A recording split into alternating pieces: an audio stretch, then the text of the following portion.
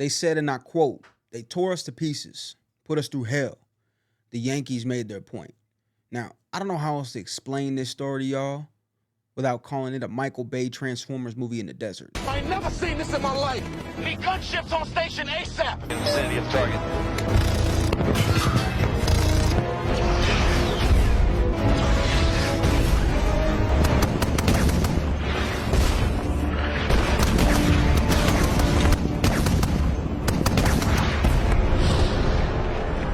I'm no man. If you seen this shit, I'm just gonna have to see this. So on February 7, 2018, a battle took place between Russian mercenary group Wagner alongside Syrian government forces versus the U.S. Now, we could talk about it, but it'd be bogus of me not to explain to y'all how we got here in the first place. So let's bring it back to December 2010, where Mohammed Bouazizi inspired what was called the Arab Spring protests in Tunisia. Now, Mohammed set himself on fire to combat the abuse and the corruption that was going on with the police in Tunisia. By 2011, the protests spread to Egypt, Yemen, Bahrain, and Libya. In March of 2011, the protests came to Syria, where Assad had peaceful protesters shot and killed. Naturally, that only sparked more protests. In July of 2011, Assad continues his spree, taking lives of more peaceful protesters, and from that, the Free Syria Army has formed. Civil war kicked off in Syria, where rebel forces started to oppose Assad. And then a lot happens in the years following. 2013, when Obama gets involved using the CIA to train rebel forces after Assad uses chemical weapons against his people. Then in 2014, ISIS marks their Islamic Caliphate. 2015, Russia launches its first strikes into Syria. 2016, Trump gets elected and goes against everything that Obama was doing in Syria. But that was only until 2017 when Assad launched another chemical weapon attack on his own people, including children. And that's when Trump unleashed a hellish barrage of Tomahawk missiles into Syria against the Assad regime. And just like that, the U.S. is now involved. Now, a year later in 2018, the U.S., France, and the U.K. carry out a joint strike against multiple targets in Syria. At this point, Syria looks something like this. Now, eastern Syria was controlled by the U.S.-backed Syrian Democratic Forces. It's mostly made up of Kurdish and mixed rebel fighters. The northwest was controlled by Hayat Tahrir al-Sham, or HTS. They're an evolution of the al-Nusra Front, who were aligned with al-Qaeda until they split in 2016. The northern sections along the Turkish border have the Turkish rebel forces, including Syrian National Army. It was a counter to Kurdish influence and to create a buffer zone. They're backed by Turkey, Saudi Arabia, and Qatar. The south had a whole different section of rebel groups. And smack dab in the middle was the Syrian government forces of the Assad regime, or the Syrian Arab Republic. They were backed by Russia, Iran, and Hezbollah. Now, ISIS was spread all throughout in small areas. Everybody was whooping ISIS ass. They said, man, that's jumping. now that we got that out the way, let's talk about the time Russia fucked around and found out. The Euphrates River was being used as a deconfliction zone. Right near the town of Khasham, there was an SDF base that was held by 30 or so SDF and U.S. Special Forces. So a week or so before the battle takes place, the U.S. forces on the ground start picking up Russian chatter and yapping over the comms. And they start to notice a big buildup of enemy forces across the river. So they pick up the hotline and like, yo, what's going on? Is that y'all right there? What's going on with this? Russia like, I don't know what you're talking about. We like, all right. Now, Wagner claimed they were taking part in training exercises. But we all seen how Russia gets down during these training exercises. They usually become something more. Now that brings us to the day of. On February 7, 2018, a mixed battalion of 500 Syrian and Russian forces crossed the Euphrates. And they got some toys with them. The list goes as follows. T-72 and T-55 tanks, armored personnel carriers, Zu-23-2 anti-aircraft guns, howitzer artillery pieces, and mortar teams. Mind you, Russian yapping is still going on over the comms. Also keep in mind, there is a U.S. QRF team about 20 miles away. Then at 10 p.m., all hell breaks loose.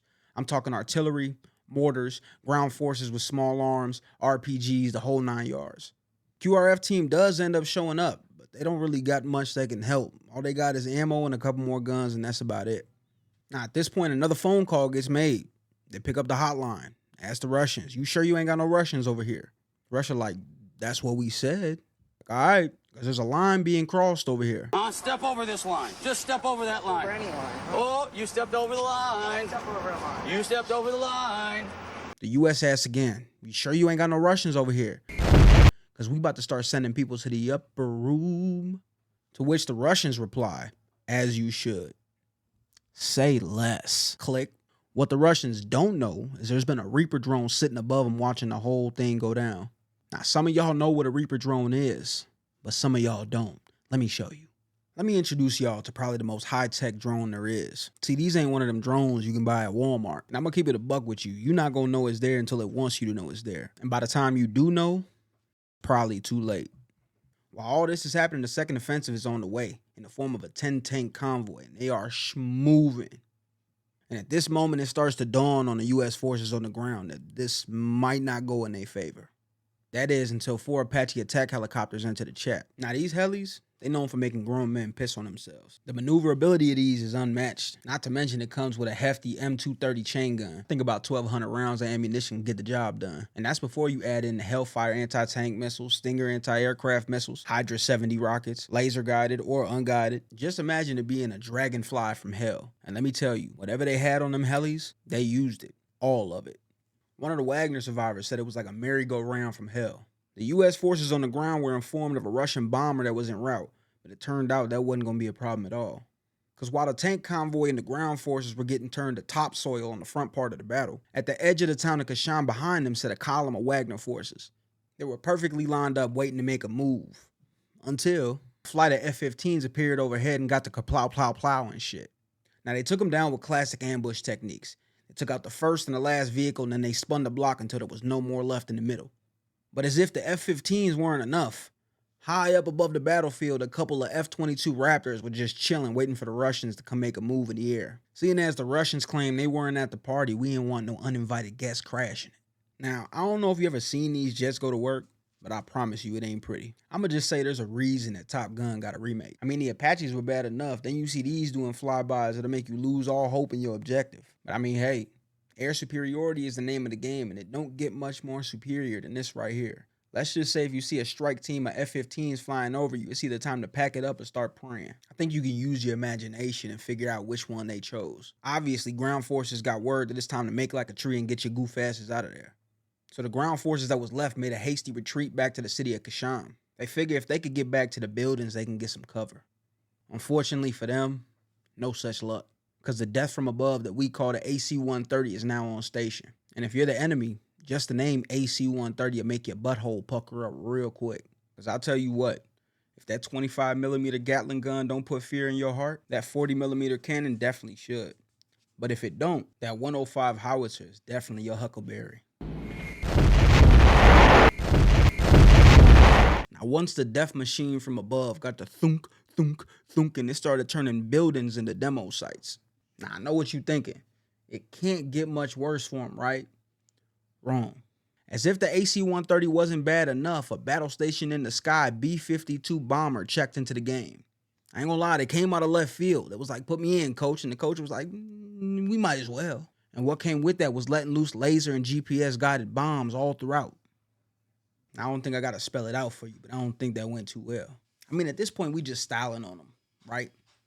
Now, what little Russian and Syrian forces that were left finally conceded it's probably time to skedaddle. So they make their way across the Euphrates with their tails tucked. Now, at this point, the phone rings, and it's Russia calling for a ceasefire. But wait a minute. I thought y'all wasn't over here. Huh. Okay. Come get your peoples. So after a 4-hour ass whooping, it was all over. And there wasn't much left. I think the Russians only had like 1 tank and 1 armored personnel carrier. Now we talking casualties? Well, for the U.S., none. The SDF had 1, but I think he stubbed his toe or something. But for the Russians and the Syrians, that was pretty heavy. Estimates say anywhere from 100 to 300 casualties with a lot of wounded. And let me tell you, the Russians and the Syrians were pissed. Couldn't be. We made the call. The call got answered. We got lied to. This was the result. Ain't really much they could do. Now, reports say that a call between Wagner and Moscow was intercepted. And that all but confirmed that this attack came directly from Moscow. See, for the Russians, the Battle of Conoco Fields, the Battle of Khasham, was actually named Red February. And it was weirdly almost looked at like a victory.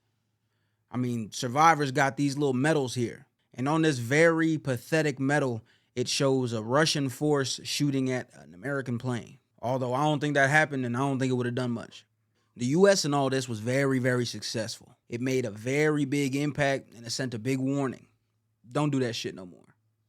I even got to read that it almost happened again, but the call was made and Russia actually listened this time. Now, weirdly enough, on February 10th of the same month, some Telegram channels were intercepted, and we got these calls right here. Брат, смотри, ну там 177 убиты, это только 5-я рота. Двойку практически не зацепило. Короче, 5-ку всю уничтожили.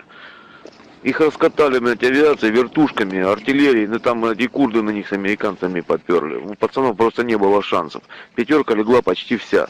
Вот остатки тяжелых, блядь, сейчас тюльпан придет, блядь, ночью сегодня, блядь, будем тогда встречать уже. Давай, на связи. Викторович, по-моему, и все наши тоже минусовые. Только из техники уцелел один танк и один БРДМ, говорит. А все остальные бардаки, все остальные танки были уничтожены, говорит, первые минуты боя сразу. Короче, парняга сейчас отзвонился. Они в колонну выстроились. И один, ну, не доехали до этих метров 300, блядь, 700, говорит, до позиции, на. Там один взвод вперед пошел, а эти колонна стояла. И они, короче, метров 300 не доехали. Те, нахуй, американский флаг подняли, нахуй, и по ним прям артам начала жестко хуячить. А потом вертушки, говорит, подлетели, нахуй, начали ебашить всех, кого там этот, нахуй, вот и бегали. Вот сейчас парняга звонил, короче, в общей сложности 215-200, нахуй. В общей сложности 215-200, вроде так вот, нахуй. Там, короче, раскатали, нахуй, ебать, просто жестко, блядь, а. Обозначили себя, нахуй. Наши вообще на что надеялись, там, ебать, сейчас, типа, сами съебутся, что ли, блядь, что там, напугаются, нахуй, хуй знает. Короче, такая хуйня, говорит, кого, говорит, вообще, нахуй, познать не могут, там, народу дофига. Ну, в общем, вот так вот. Они стоящую колонну, короче, прохуячили просто артой даже, а никто там больше нет, ну, пехота не выдвигался, они чисто артой нахуячили там этим, и все, и пиздец. Илья, привет. Вот то, что новости показывают, да, там по телевизору, что там, ну, в Сирии там 25 человек там раненых, там, сирийской, там, блядь, армии, там, ну и так далее. Короче, это нахуй разъебали наших. Вот, короче, в одной роте нахуй 200 человек, нахуй 200-х. Сразу же. В другой 10 человек. И вот про третью не знаю, но там тоже растрепали очень сильно вообще. Вот, короче, 3 роты пострадало. Вот, били пиндосы. Сначала артой накрыли, нахуй, вот, а потом подняли, нахуй, 4 вертушки. И в карусель запустили, короче, из крупнокалиберных пулеметов, нахуй, короче, всех хуячили. У наших, кроме автоматов, нахуй, не было вообще ничего. Вот, ну уж не говоря там о каком-то ПЗРК и так далее. Короче, растрепали там вообще, ну, устроили ад. И пиндосы конкретно и четко знали, нахуй, что это мы идем русские. Вот. Наши шли завод отжимать, а они на этом заводе, короче, сидели. Короче, мы пизды получили вообще жестких, нахуй. Вот сейчас мне пацаны отзвонились, нахуй, там сидят, бухают. Короче, блядь, много очень, нахуй, пропавших без вести.